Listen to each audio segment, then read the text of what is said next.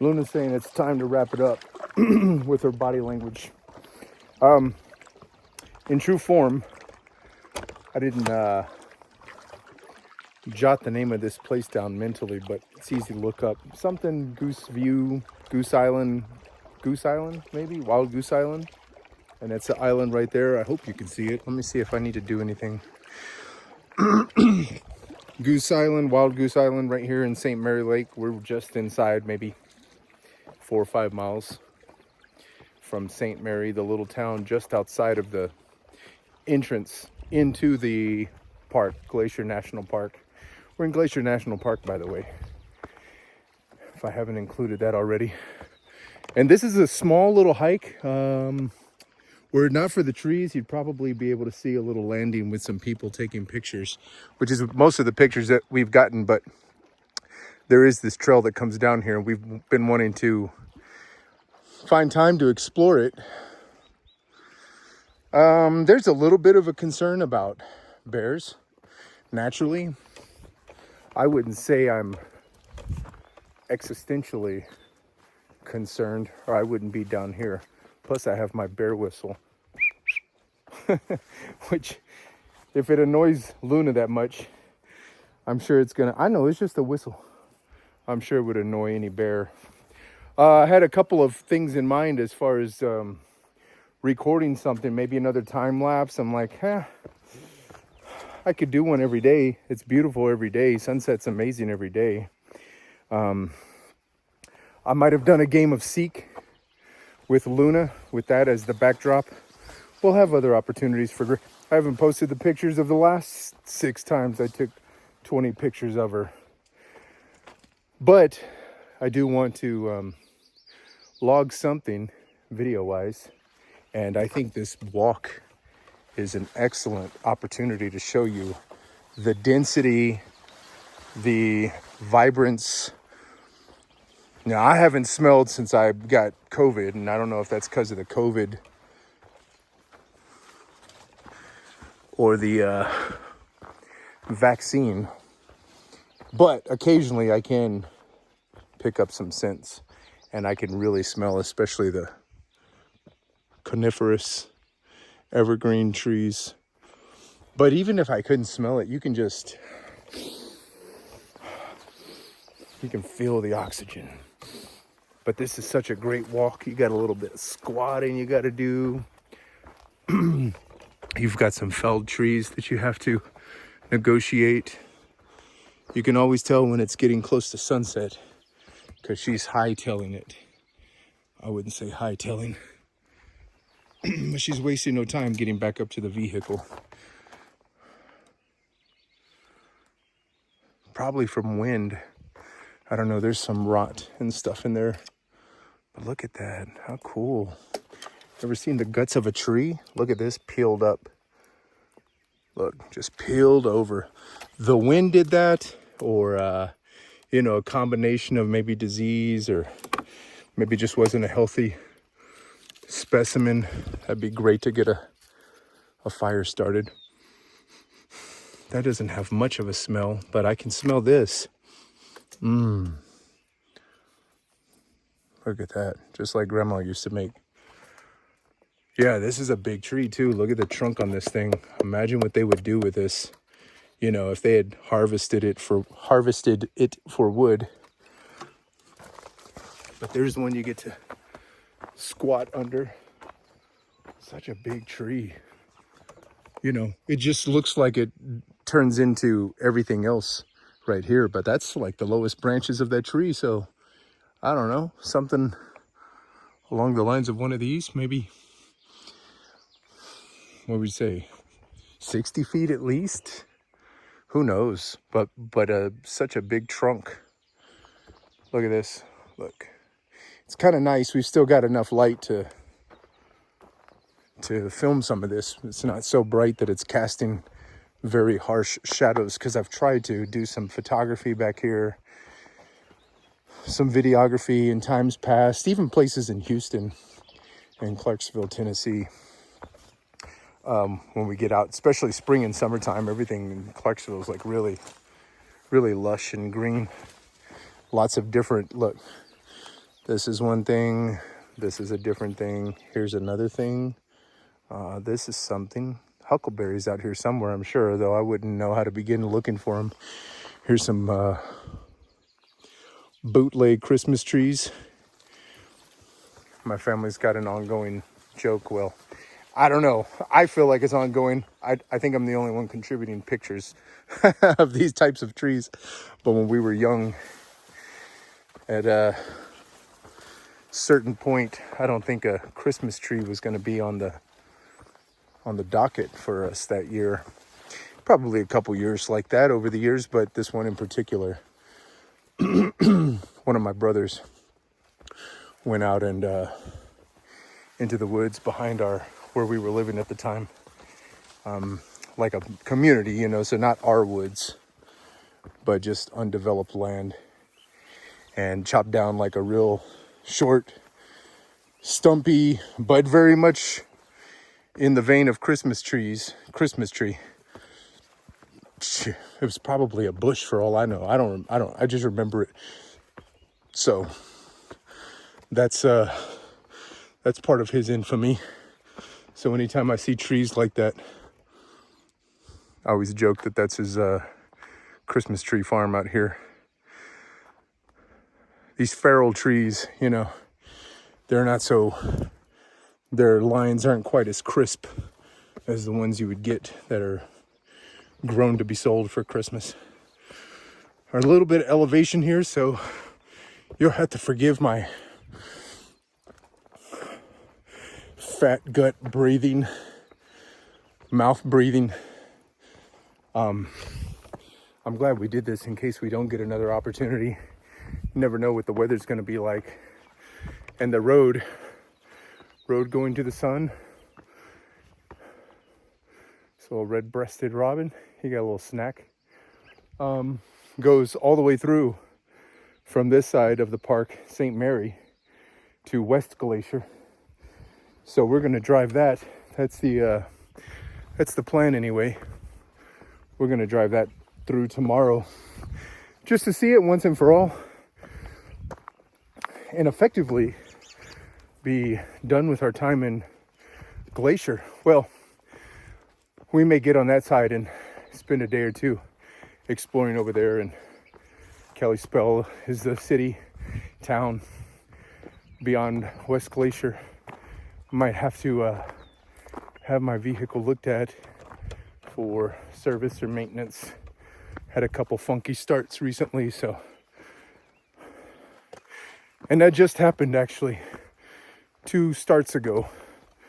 Always makes me kind of nervous because I'm out here in the middle of, you know, I wouldn't say in the middle of nowhere, but getting to a shop with a dead vehicle from a place like this, it's going to be an undertaking. Cell phone signal to begin with is not guaranteed.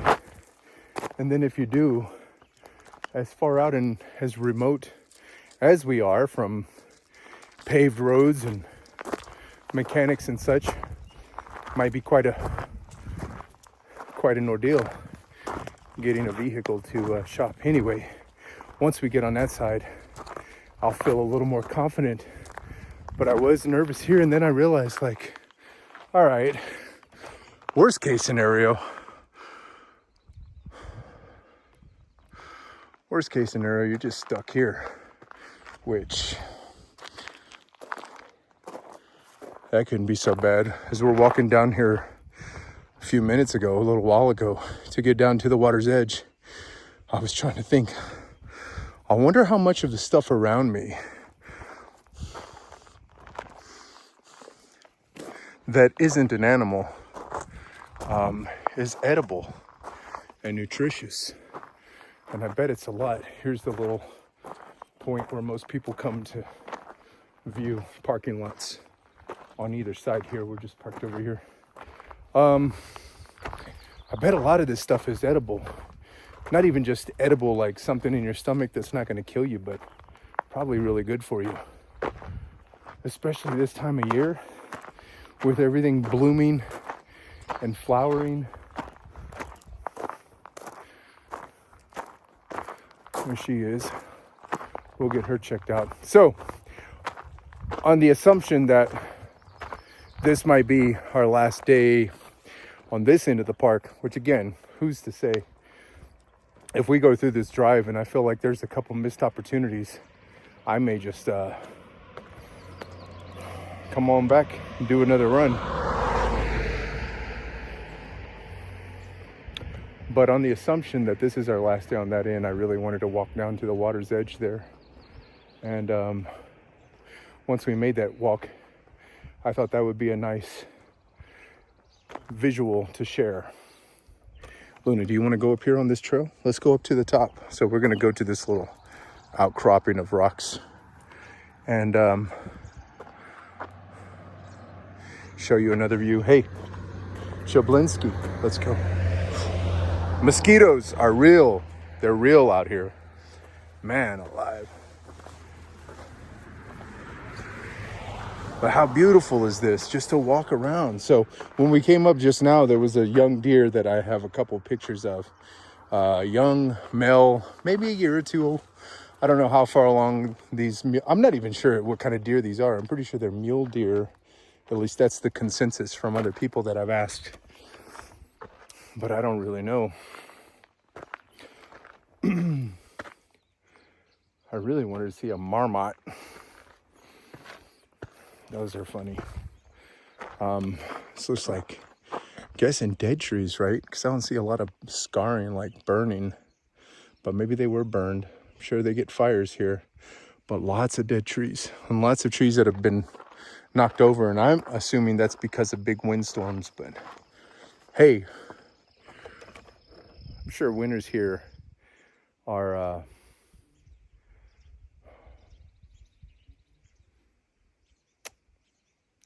incredibly challenging for wildlife and humans as well. And I'm sure it's been that way for a long time. But given our ability to build shelter and survive winters, agriculture, hunting, trapping, foraging,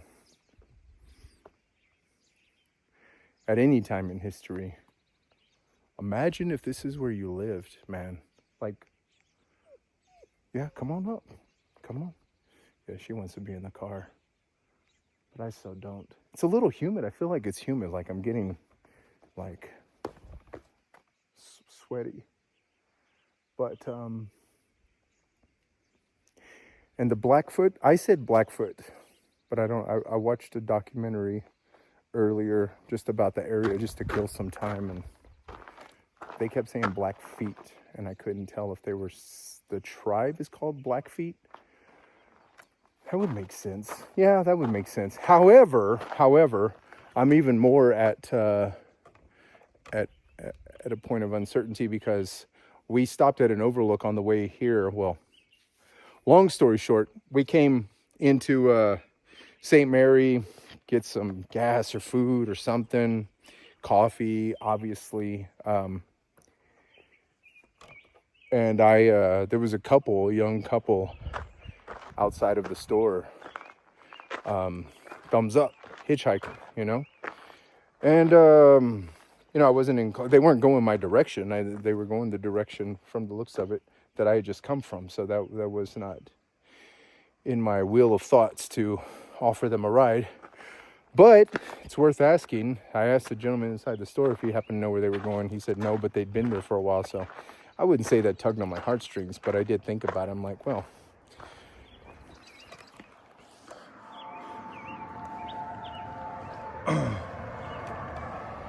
I really love how, come on up here, how we have all of these electric vehicles now. So there's no engine sound, but they just make all these other kind of whack noises.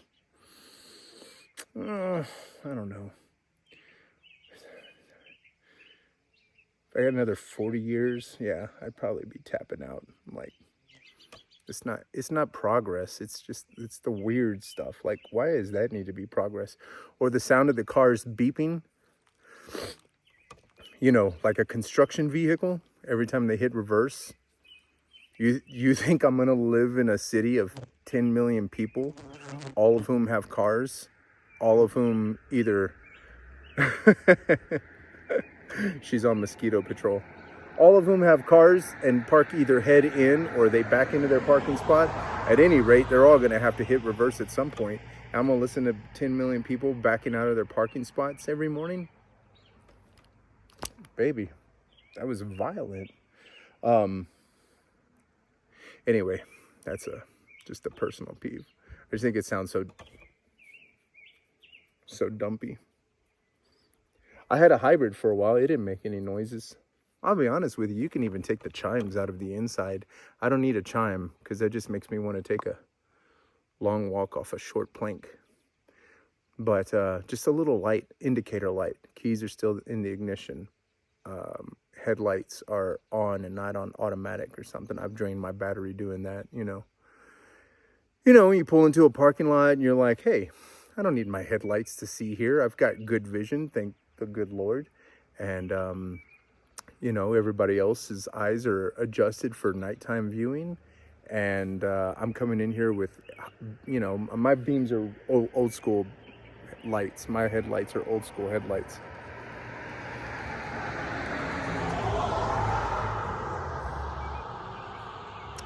But, you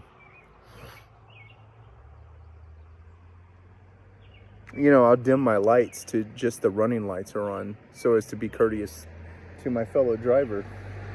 And sometimes I'll leave that light on, and if it's parked there for a while, or if it's somewhere where I might be overnight, then I can drain my battery. Hoping that's not the case with this, but that's a new battery. It wouldn't be the battery unless I drained it. Anyway, batteries are really cheap. I don't want to buy one every year or every 2 years or whatever the going thing is, but I'm like, for a new battery, I mean, for what a vehicle does for one individual and one dog, especially a vehicle that's paid off, you know, it's not like a car payment or something. I'm like, no, that's a small ask. Anyway, I don't think it's a battery. All right, back to my story. So we came to the store. I asked the gentleman inside how long that couple had been outside. Or I asked him where they were headed. He didn't know, but he's volunteered that they'd been out there for a while. So we went over to another little store. I don't know what I was looking for. I don't know. Just piddling, I guess. Distracting myself from what? Who knows? But then on our way back, I was like, I'll just ask where they're going. Well, lo and behold, they were going to a hostel. Maybe that's TMI. They were going somewhere in East Glacier, not to be confused with West Glacier, on the other side of the park, on the Idaho side of the park. They were going to East Glacier, which is right there next to Two Medicine Lake, or very near it. And that's where we were yesterday looking for, let them alone, looking for a shower situation. Don't eat it. Been trying to get her to not kill bees, which I don't know that she's caught a bee. A bee might be able to sting her back, so maybe I would know. But I'm like, well, we need those pollinators. What do I know, right? At any rate, just trying to get her used to the things because I think they really piss her off. So I asked them, and that's where they were headed. And I'm like, you know, we're definitely not going through the road today. We're going to be here. We have tomorrow to be here as well. Let's make that our good deed, so to speak. Not that that's the terms that I was thinking of it in, but I was just thinking, yeah, we can help these guys out. So I rearranged our stuff. Not a big deal, but it takes a second because they had packs and whatever. Anyway, head back to East Glacier. Man, I know I was going somewhere with this, and I'll never remember where it was now. Welcome to the roller coaster ride, kids. We went over there. Luna, what was I talking about? I know you just can't tell me. So we went to East Glacier, dropped them off, wound up being a hostel, talked to the owners, proprietors, whatever, about that place. It's kind of a cool setup. The lady reminded me a lot of a friend of mine, just in like her style of her viewpoint, and I don't know how she's kind of winging it. I want to say winging it. That wasn't her word. I'm trying to think of a way to say it. But how she, just kind of like developing answers to questions on the fly. So reminded me a lot of someone I know. Anyway, we hung out there. I think I tried to upload something. I know we were coming back here. Oh, I was talking about living someplace like this, which, can you imagine? Winter notwithstanding, because I'm sure it would literally break you off, especially a young, not young, what am I thinking? Modern, soft-bellied individual, such as myself. I live on the road a lot, but I'm not living hard. I'm really not. I'm just cutting out a lot of conveniences that are not necessary for sustaining life, at least not for my life. But yeah, to be out here somewhere like this in winter, I'm sure is really hard. But every other time of year, especially like right now, when everything's green and floral and blooming and all the animals are having, offspring and everything's just come to life in like a dynamic way. Imagine this is just like what you see every day, like this is just your life.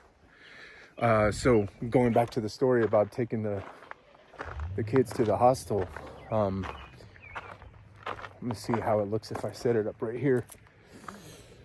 I know I've mentioned it before. I've got this wrist situation. It's not serving me very well.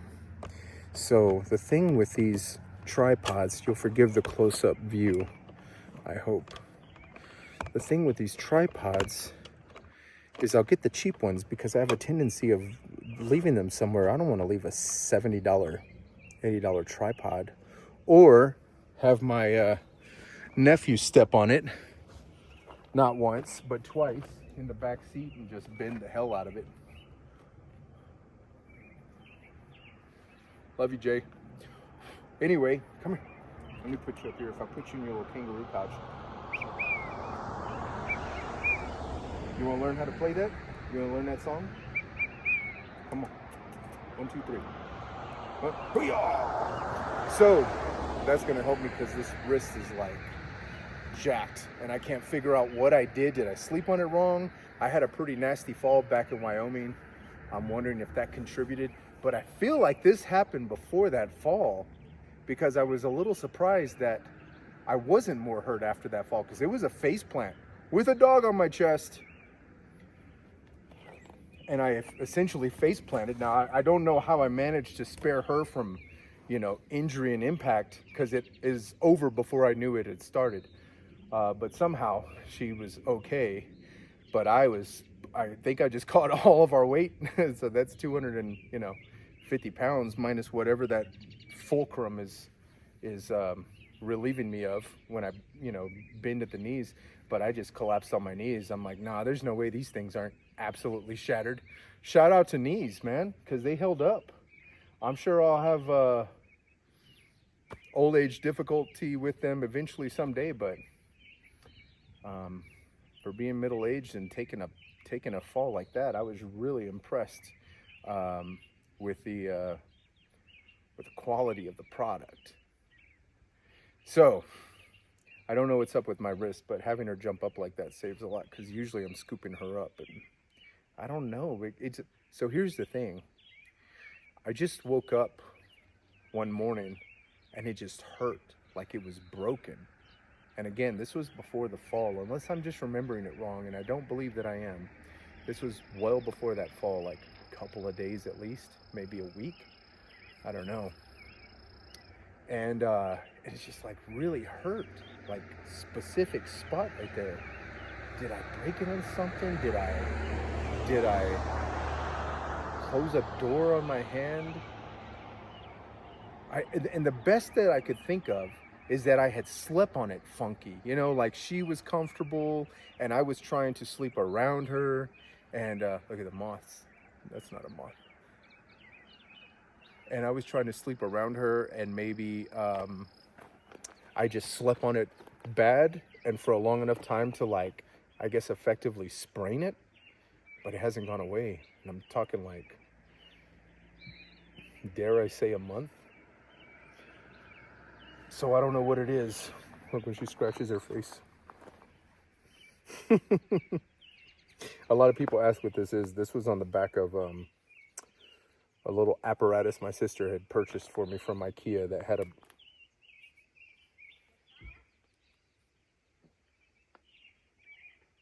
Oh, it's a squirrel. Okay. I was really hoping that the deer came up to us the other day. It was right here. We were here. It was right there. 3-4 meters away. But this is a little squirrel. Shout out squirrels, because those are also cool. Another reason, not to paint a sad picture, but another reason. Oh, come on, buddy. Where'd you go? I want to show you off. Show your skills. Another reason I'm kind of anxious to get out of here is because now all the tourists are getting here, which I suppose I number myself in that group. Yeah, there he goes. He's down there. You can see the leaves moving. I gotta be careful because now I'm watching a squirrel through a camera. This is how I took that fall the other day. He's down there somewhere. Maybe he'll come back up. Anyway, yeah, so my wrist is like absolutely jacked, and not sure what I did or what to do. I suppose it needs an x-ray. I don't know if you know anything about healthcare in the United States, but no part of this makes me feel like, yeah, I'll just go to the hospital, you know. Maybe part of that's my upbringing or just my own personal whatever. Maybe I'm just hopeful that it's nothing serious. But because it's only like in certain, yeah, like that hurts. And rotating it doesn't hurt, but putting pressure on it. And I've got coverage. I could probably go get an x-ray, but I don't know how complicated. It's not the sort of thing I do every day, you know. If I need to shop for groceries for a week and I've got 30 minutes in a grocery store, I know how to do that. You know, I know where everything's at, assuming I'm shopping somewhere I know. And I know how to make a list in my head and stick to that list. When it comes to something like going to a hospital, I don't go to a clinic, a doctor, a hospital. I don't go for any of that stuff ever. So anyway, so imagine living somewhere like this. So on the way back from the East Glacier, we stopped at this overlook, which we'd seen a couple times because we made our way out to Two Medicine and East Glacier, and then of course this trip going out with these guys. So on the way back, we took that same route and we saw that, and I was like, yeah, let's stop and get a picture. And we did, and it was a beautiful view, and there was, you know, we were not alone. There was somebody else on that little pull-off down into this. Basically, you know, along this line, it looked different. Obviously, it was a different vantage point, different elevation, but it's very on theme with what you see behind us right now. And there's a woman and a young child, and a dog poking her head out of the truck, and you know, we gave them some space. I was trying to get a picture from very near where she was standing. But you know, they'll leave eventually, and it's a picture that's going to sit on my phone forever, so whatevs. But wound up getting our picture, and I could tell that she was, you know, like speaking to herself or under her breath, or, you know, not to the child, not to me, and not to anyone else, like on a phone or anything. So I drew that she was probably praying or something. I didn't think anything beyond that, but as they were getting ready to leave, she came over and offered me a box of like food, and it was like fry bread, and I think like a roast, like a beef roast, some little sausage and like a red casing, some carrots. What else was in there, Luna? And then a little baggie of a boiled egg, which I haven't had a proper egg, I don't think, once this year.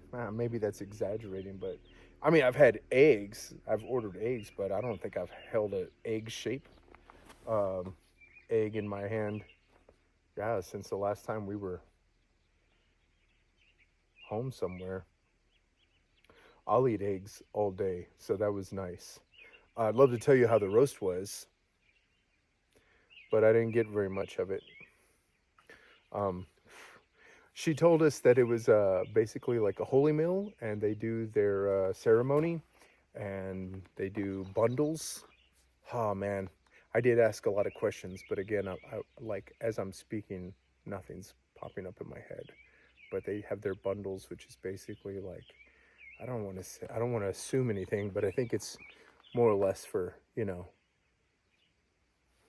food, provision, prosperity, in a sense, that sort of thing is what I was gathering. I was thinking like a cornucopia, like Thanksgiving type stuff. Anyway, she handed us like is basically a little cardboard to-go box, kind of the type you'd see like at a Whole Foods, and also a baggie with a like some Oreos, which is how I know that it was holy, because of the Oreos. Oreos. What was the other ones that we liked? Oh, the Nutter Butters. There's maybe another one. So that was nice. That was kind of cool. But I think I was speaking about that because I was recognizing the fact that people have lived here. Blackfoot, Blackfeet, whatever the tribe is called, whatever the people are called. This has been like a significant and sacred place for them for however many generations that we can say those people have been here, and any other people that have been in the area or derivatives of those people. But even just anybody else that comes through. I think Lewis and Clark must have passed through here. I know they passed through here, but how close to where I'm standing, I couldn't exactly tell you. I do know that they have something called bear grass, which I'm not going to see it here now, but it almost looks like it's just a stalk. It's not grass, by the way. It's a lily. This is all in the documentary. I'm like, so why are we calling it bear grass? So the guy who first noticed it, the English-speaking person who first noticed it, called it something, and that's not all what it was. So why don't we defer to a naturalist or a botanist or something and call it something else? At any rate, that's neither here nor there. It's more of a bear lily than anything else. I think he saw a bear standing in it, and that's what he just named it, because they didn't have a name for it because they hadn't seen it. But it's a green stalk, almost like maybe like a stalk of asparagus, like around that diameter, yay tall or whatever. But the bulb of it, the flower of it, almost looks like one of those ornamental, those curtain rods that have like the ornamental balls, and sometimes they're solid, sometimes they're glass, maybe they're square, or any number of different things, but sometimes they're kind of like that little twisted sort of wrought iron look at either end. It almost looks like that. And then of course it's not that color, it's more of like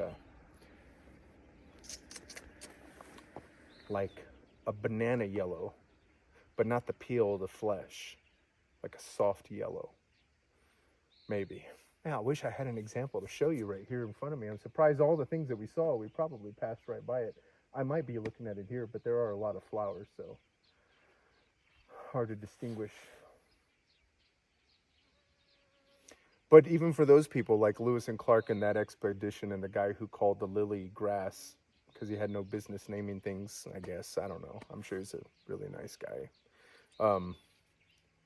Imagine being here somewhere. Imagine being those kids that I picked up earlier. I'm saying kids because they were significantly younger than me, but imagine being those young adults just walking down this and seeing this for the first time. Imagine being me seeing this for the first time the other day. I like to imagine Luna sees some of it. Maybe it doesn't pull on her brain the same way it does mine, but you can't look at the inside of a kennel or the inside of an apartment or the inside of your 6-foot diameter on the chain that you're chained to in the backyard, and that's your entire world. And then look at this, as a canine I'm talking about now, and not detect a difference. I mean, it smells different, the scents, the visuals, the sounds, the vibration. It sounds kind of loopy, but it really is a vibrational thing. Like if you go to New York, and I like New York, it's constant. It's constant. If you go to The Everglades, if you go to Everglades National Park in the very southern tip of Florida, along the Gulf Coast, it's so still. It's just, I don't know how many, what would it be, millions of acres? I know it's pretty sizable. I looked it up earlier. I mean, it's in the top 10 for largest national parks. Or at least it was on the list that I looked at. Don't quote me on that. But it's just miles and miles and miles of nobody's around. A lot of mosquitoes, but yeah, the vibration is different. Just the vibration of being someplace is different. Like we can sit here and stare at this. Oh, look at these little things, man. Whoa, bro, what is this? Come check it. Is this like a, that's not a cone. Is it gonna be a cone? I don't think I've ever seen that before. Peep game. I don't see any other examples. That's the other thing. Some of these trees are like wildly different. I'm telling you, man, driving in here, if you had sent me a picture of this place, pardon the fine camera word. Look at these little, look, there's like three. 1, 2, 3. They're hanging like cones. They must be cones, but is it a soft cone, like a soft shell crab? Is it just blooming so that it can drop so it can plant more? But that's what I'm saying. What I was starting to say is like we could sit here and stare at this tree and it doesn't move all day, short of like a bird landing on it, a mouth breather shaking its branches, or a gust of wind or something like that. It's just different, man. And it does something to you. And if it does something to me, it does something to her. So imagine being here for a first time, or, you know, we've been here a better part of a week now. I mean, the size and the scope of it is so obnoxious that you can just stare at it and you're like, okay, but it's not like a patch of green. They're trees. This thing right here, it's not just the side of the mountain. Like it's either a fault or a crack or a split of some sort, or this is just from where snowmelt comes down over, pick a number of years, and it's just carving out this little stream of snow that fills this frickin' lake.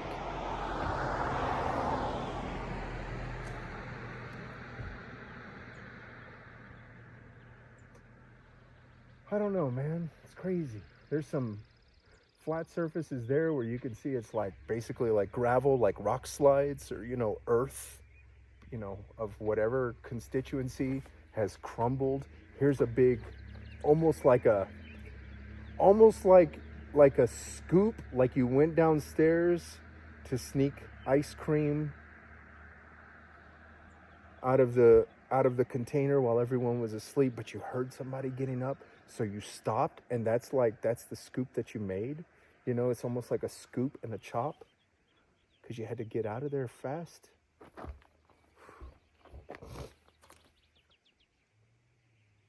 You've got this one type of rock formation that's clearly very of the same making. It's exposed. This rock is exposed different than the rock that's in the scoop over there. So that scoop is a lot more like red in tint. Its color, and it's got some, maybe like some, you know, what would you call that? Eggshell? I don't know. But almost like layered. And then this other rock, it's kind of layered, but it's all weathered.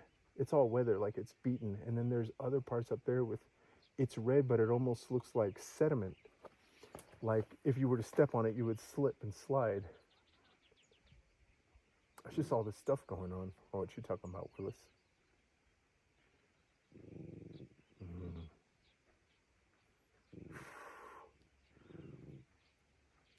The trees, the grass, the flowers, the wildlife. Not seeing a whole lot of wildlife here. We have seen a lot of wildlife, but not like I always think of bears, but there's a lot of other stuff here. We've seen something different every day. We stopped on the road coming back from East Glacier Because it was like, and I think it's a grouse. I should have looked this up by now, because it's a very distinct bird. I'm sure if I looked up the fauna in this region, I would recognize it on the list. But there was another one just like the other day when we went to Two Medicine, and there's like a bird crossing the road, walking across with her little chicks. I think she had 3, and I'm like, there's no way those little chicks don't get plowed. Like, everybody's hauling ass through here. That's what I started to say about the squirrel. Part of the reason I'm ready to get out of here is like all the tourists are coming and they're just like running over shit all the time.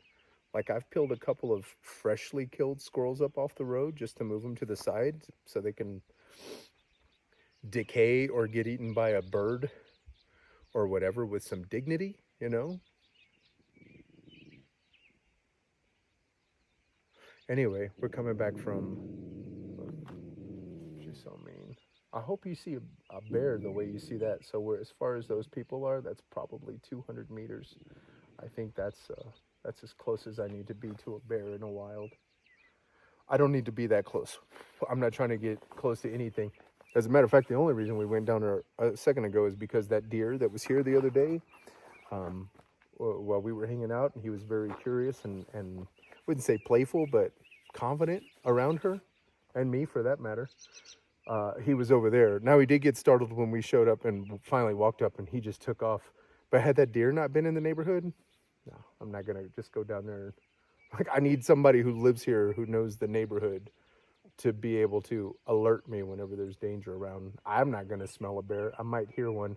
I would say see one, but if there was one right here in this bush here, I couldn't even tell you the dimensions right there beyond those trees. I can't tell you if the land goes up or down or if it's rocky or what. So yeah, I'm really a fish out of water in a sense. So yeah, that's the only reason we went down there. Plus it's a pretty short walk. Yeah, I would say, yeah, not a quarter of a mile even, to the water. And then once you get down there, I mean, I suppose if you had to, I don't know, do bears swim after food or kills? But that was my thinking. I was like, oh no, I'm just jumping in the water and I'm swimming that little freaking goose island back there. So, all right, I think it's time to wrap it up. I've rambled enough.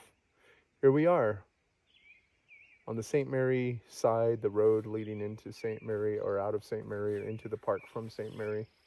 Glacier National Park in Montana, mid-June. It's still cool. It's warm in the day during the sun on a hot day, and I'm sure it gets brutal when it's at its hottest. I won't be here for that. If that happened tomorrow, I would not be here for that. Homie, don't play that. But man, to be in the middle of June and to be this comfortable weather-wise is really nice. But this is a beautiful place. I am so glad that I have gotten to come here, that I got the chance to come here, that I made the time to come here, that I made the effort and the commitment to come here. Any time is always like an option to turn around and either go a different direction or head back home or, I don't know, take care of something else. But we did it, and we're here. And she's here, and she's a big part of the reason we're here. It wasn't necessarily on her wish list or anything, but I told her when I got her, she's going to see a lot of things, and I'm going to make good on that promise. I have made good on that promise, but this is a good life for anybody. And to that point, whether you with or without a dog or friends or family or anything else, really hope you think about coming someplace like this if you have not been. And if you have been or you live here and there is some place that's just off the edge of your map of places for consideration, like, yeah, I would like to go there, but it's kind of out of the way, or what would it take to get there? I hope you go, whatever that is, wherever it is. These places, I don't know, I don't want to be dramatic. I don't want to overpromise, but it really shifts your thinking if you allow it. If you come here with the same mob that you argue and bicker and complain about politics with wherever you call home, you're going to have the same time here. Yeah, it's going to be cool. It's going to be beautiful. But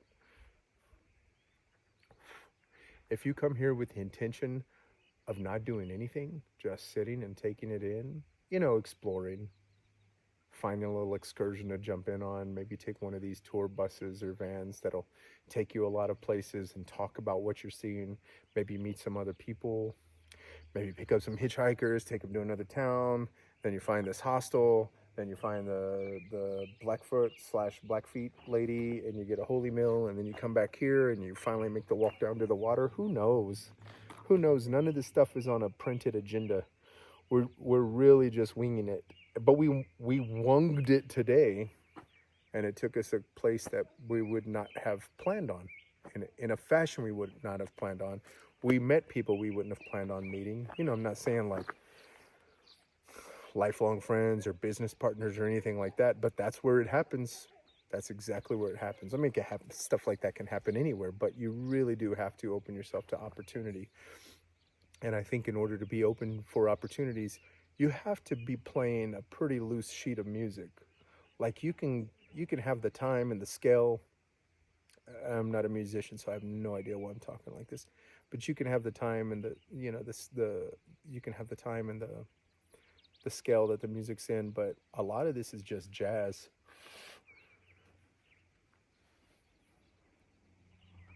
And as long as you're in harmony, and as long as somebody's leading the movement,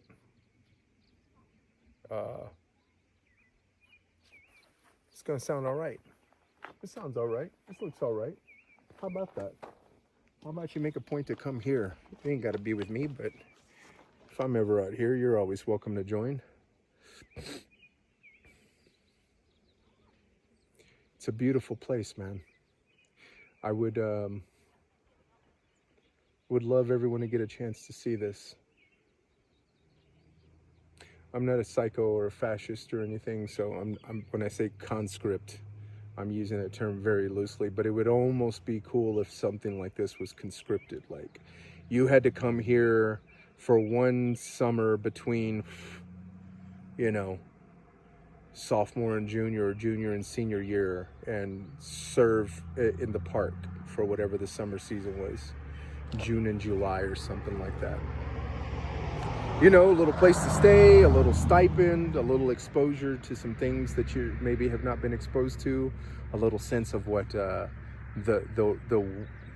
world, I want to say real world, but it's all real, but a sense of what the world outside of like high school or your home or whatever feels like, or operates like. It would just be cool to give people exposure. Hey, you can pick Glacier or Yellowstone or the Tetons or Rocky Mountains or White Sands or any place, any sort of national park. Instead of like military service, it would be cool if there was some sort of program that operated that you could have a summer before you left into the corporate money-making consumer world to see this stuff and realize, oh man, my little spot in Houston or Nashville or Baltimore, that's not it. There's a whole lot more to see. I need to get out and start seeing that. So now, instead of let me pick a job that I think isn't going to get eaten up by AI and that's going to afford me a quality of life that I want, meaning quality of life, meaning how many things can I buy? Not necessarily everybody's mark for a quality of life, but it is a lot of people's, because you're taught from childhood to just want things and buy things and consume things. And they come out with a new shirt, you got to buy a new shirt, and they come out with a new show, you got to watch a new show. Luna knows what I'm talking about. So before you jump into that world where you're settling on a career path and locking in for the next I don't know, 25, 65, 40 years of your life, just grinding it out as everybody else around you has done, maybe just come out here and maybe you'll have a change of heart. Maybe you'll see something. Maybe you'll have a little bit of what we call in the industry an epiphany, or like what Martin Buber calls encounter, or a coming to Jesus moment. or enlightenment, where you're like, hold up, wait a minute, let's see what's going on here. That's the kind of dice you got to roll to just change things up a little bit. We're all pretty fixed on our routines and our habits, our comforts, our expectations, but it's really wide open, man. It's wide open. Anyway, good night from Glacier National Park in Montana, very near the Canadian border. That's not foreshadowing. I'm just mentioning that. Wish you well. Wish you could be here.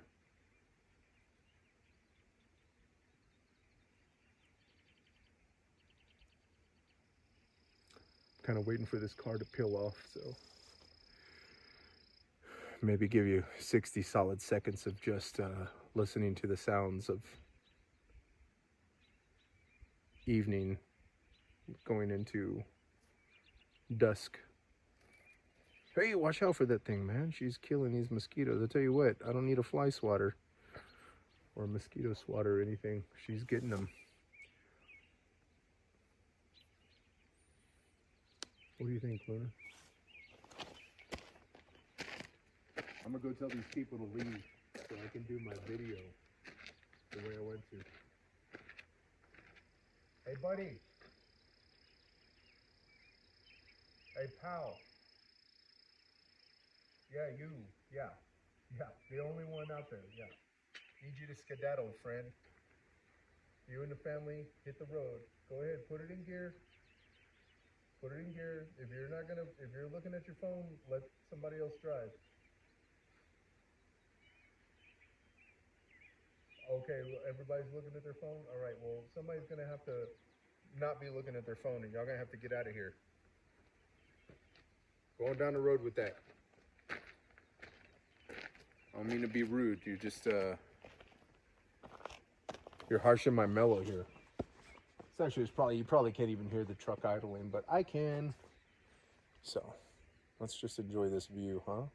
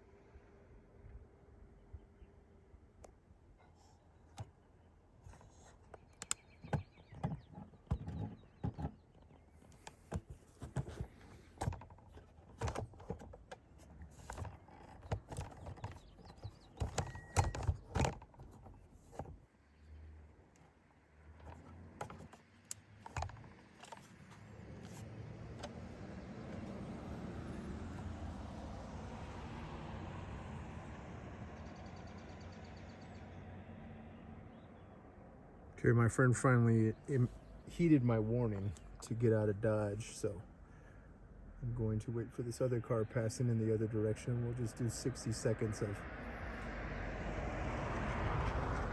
Glacier National Park in the raw.